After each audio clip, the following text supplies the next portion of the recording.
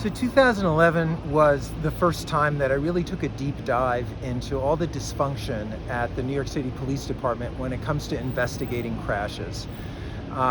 It was then in the context of representing the family of Mathieu Lefevre, a 30-or-so-year-old artist who was killed here at the corner of Morgan Avenue and Meserole Road in Brooklyn, that I really looked over with a fine-tooth comb all the evidence that NYPD gathered or claimed to have gathered about the crash.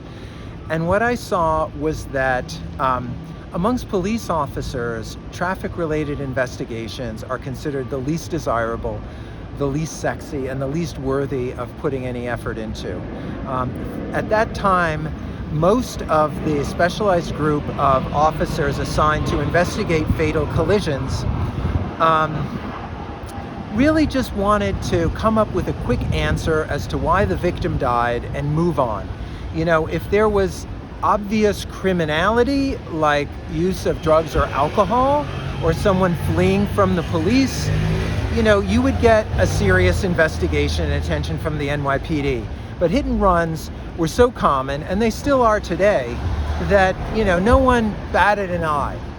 Maybe in a fatality case, there might be an attempt to find a driver.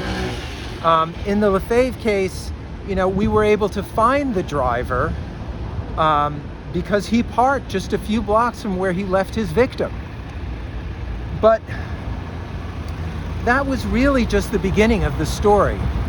This driver dragged Mathieu Lefevre and his bicycle down a long city block, a shower of sparks in the wake of his truck as Matthew's steel frame Nishiki bicycle was wedged underneath the frame of this giant truck.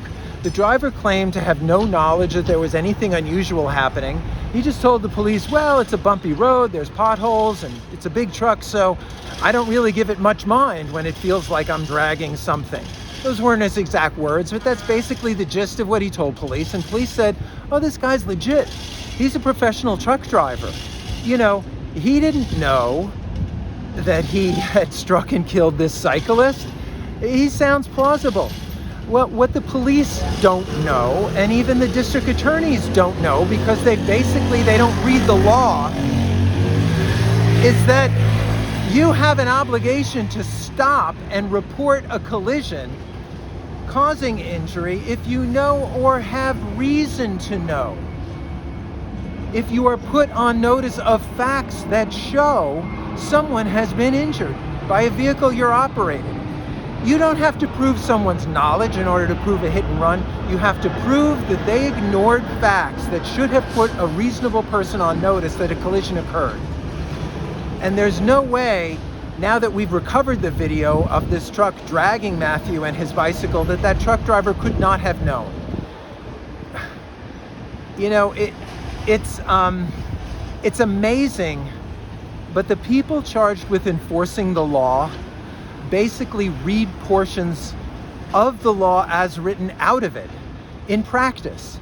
And unless there's someone who's looking over their shoulder and going through the results of their investigations and prosecutions, those words and clauses in those laws that are ignored become dead letters.